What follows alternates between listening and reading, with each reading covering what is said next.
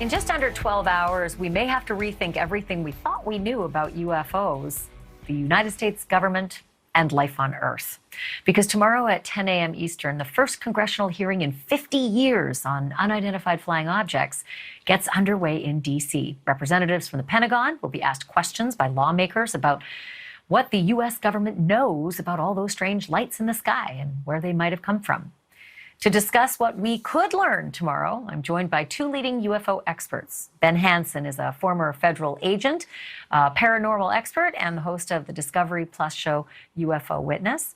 And Nick Pope is one of the world's leading experts on UFOs, the unexplained, and conspiracy theories. He also investigated UFOs for the British government. So these two guys know a thing or two. Ben, let me start with you.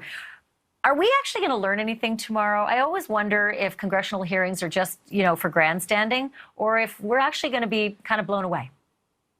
Well, thanks, Ashleigh. I should probably point out, first of all, they moved the hearing time. So those who want to tune into it, they moved it up an hour. So it's now at 9 a.m. Eastern. But that's a great question because we're coming up on midterm elections, right? And you could make the argument that lawmakers are using a distraction, to not address what they consider more serious topics. But this comes at a very unique time because they mandated the Pentagon, the DOD, to start releasing these UFO, UAP reports quarterly, up to 6 per year. And one of these came out not too long ago. And then all of a sudden, we have Congress, this buzz, hey, we have to get a hearing together. It's very historic. You had mentioned that we haven't had an open hearing like this on the subject for over 50 years. And for those who are following this, they'll remember the last time was Project Blue Book.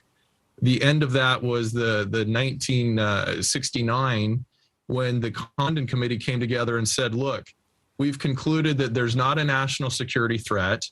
The Air Force has not discovered anything that represents technological advances beyond what we call next generation, and don't worry about it. So they closed Project Blue Book, but we already know that they have come back now in the latest reports and said these do represent a national security threat.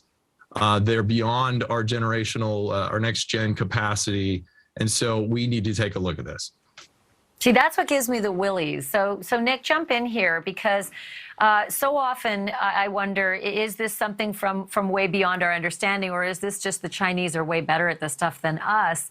And with respect to that, do world governments share their information, and are they cagey? Like, how are we as a globe in dealing with these unexplained phenomena?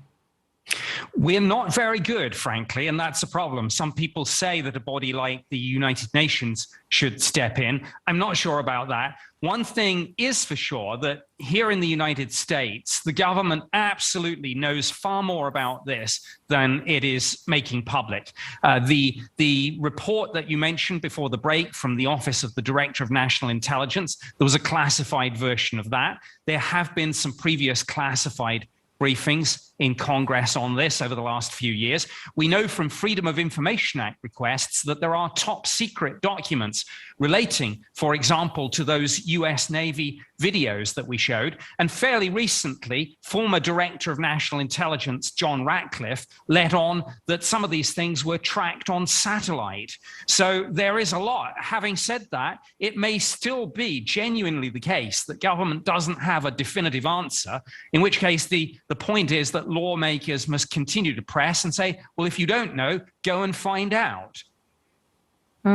Okay, Ben, I want you to weigh in on that whole notion about classified, information, because tomorrow after the public briefings, members of Congress get a classified briefing. And I kind of wonder if that's because they don't think the public can handle this information, or might this all have a different effect? And that is that now that the government is actually taking it seriously, more people will come forward and say what they've seen.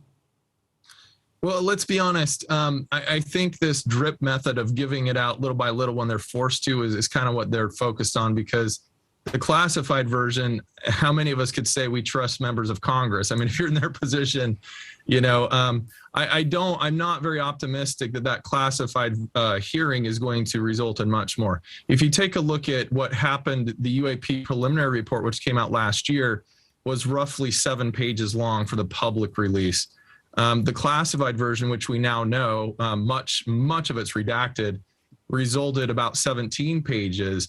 And most of what they took out were things like the descriptions of the shape of the craft and diagrams of what the craft looked like. Things you would think about, like, well, why would they take that out?